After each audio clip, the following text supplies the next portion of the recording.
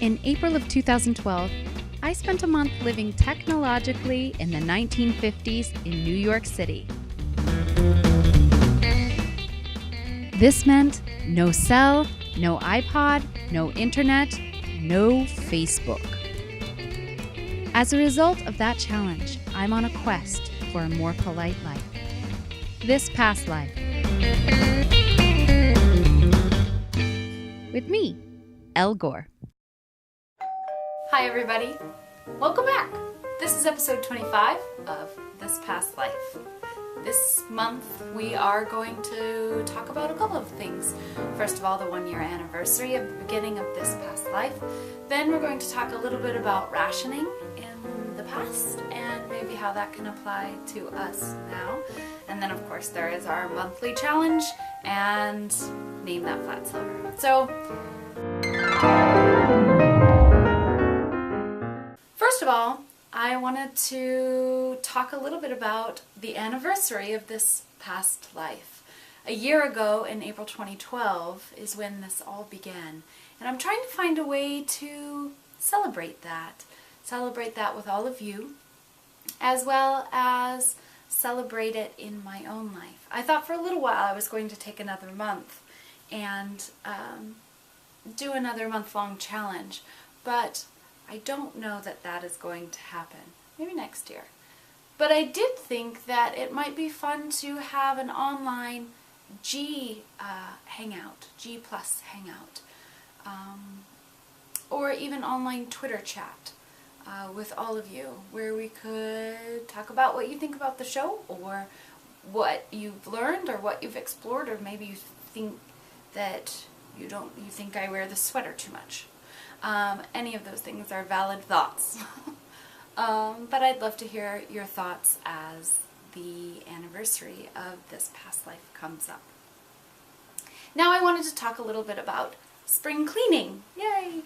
And also rationing. So one of the biggest lessons that I've learned in undertaking the project is about rationing, or started with rationing. So as spring kind of, all the little tulip heads are popping up out of the ground and daffodils are in all the bodegas here in New York City.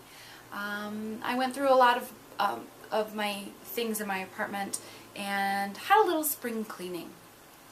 And in that, I got rid of a ton of things, donated a ton of things, but I also was reminded of an idea that started a year ago and then has kind of become a part of my everyday life, which began in rationing.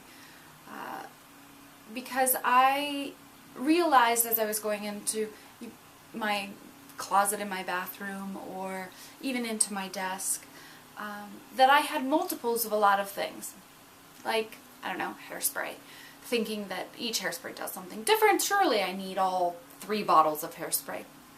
And I realized that I don't. I don't need all of those things, and so as I realized that I had too many, I stopped buying things that I already had and used them up. Which of course, there's a helicopter right now. Which of course took a little bit of getting used to, and a severe change in habits. But it has become something that I'm actually kind of proud of. And every one of the things that I buy then, I think more about, which leads us directly into this month's challenge. This month's challenge is to spring clean and ration yourself.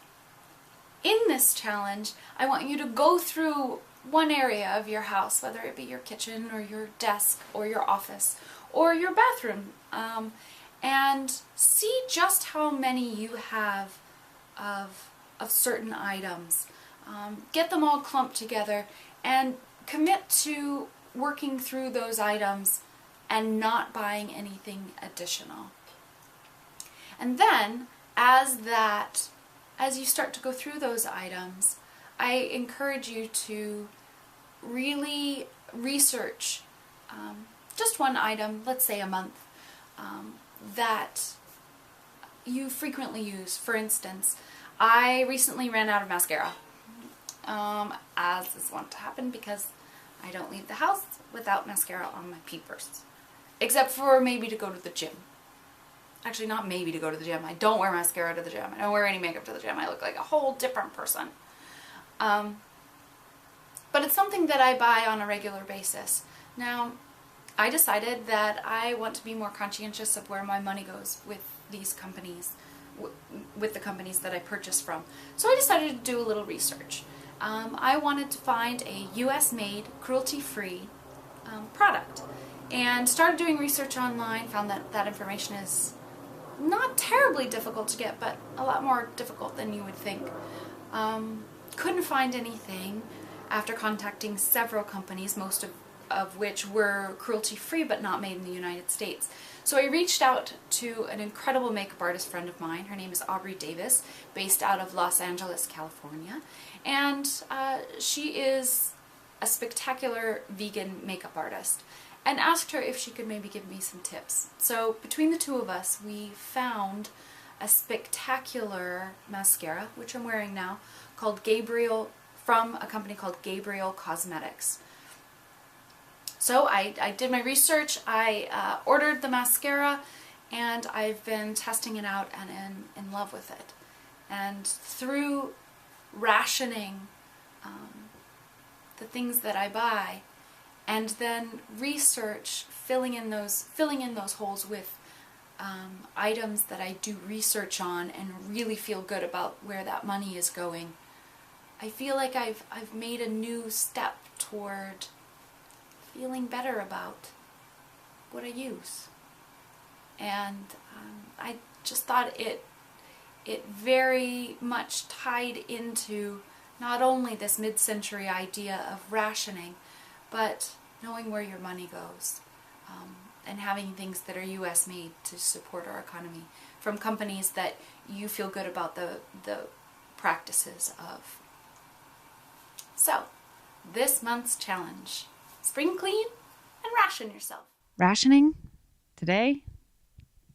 Although there is some debate as to the first official implementation of rationing during wartime going back as far as the French Revolutionary Wars, and likely further, most of us today think back only as far as World War II.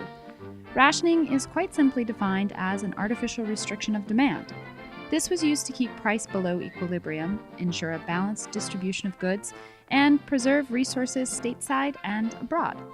During World War II in the US, sugar was the first consumer commodity rationed at 1/2 pound per person per week, which was half of normal consumption at that time. An interesting fact: in 2012, it is estimated that Americans consumed on average 3 pounds per person per week, which means that if we were to have rationing imposed at the same rate as in 1942 when sugar rationing was first introduced, it would be reduced to 1.5 pounds per person per week, which is still 3 times the amount allowed during World War II. But let's save U.S. sugar consumption for another day. Although rationing was understandably difficult on us as a country, the feeling of what is good for the troops is good for all of us is a resounding feeling from that time. With wartime efforts creating an entire subcategory of mid-century stateside efforts, including a reinvigoration of victory gardens, car clubs, water conservation, cookbooks dedicated to simple seasonal meals, restrictions of hem size to save fabric, and even saving rubber bands into rubber band balls because rubber was so scarce. My grandpa was a great cook. I marveled that he could crack an egg with one hand, which, of course, he learned during his service in the military. After making breakfast, I remember he would always pour bacon fat into an empty tin can. I thought this was because it would coagulate and clog the kitchen sink, and then my grandma would be really angry. And she was a firecracker. I take after her. But this was something that the whole country did during the war, saving waste fats, get this, for explosives. This blows my mind, pun sort of intended. This kind of conservation is astonishing to me. A whole country working together to conserve. I don't know if we can do this now. I don't even know how we would do this now. But what I do know is that we can take something from that time, if only this. Use it up, wear it out, make it do or do without, which I think is still pretty wise. And now on to everybody's favorite game show. Name that Flat Silver.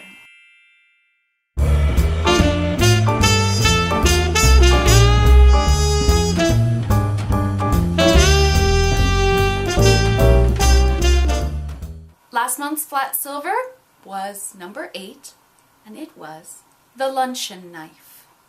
As always, you can contact us if you have any thoughts, ideas, or let me know about how you're doing on the challenges, or to wish me happy 1-year anniversary.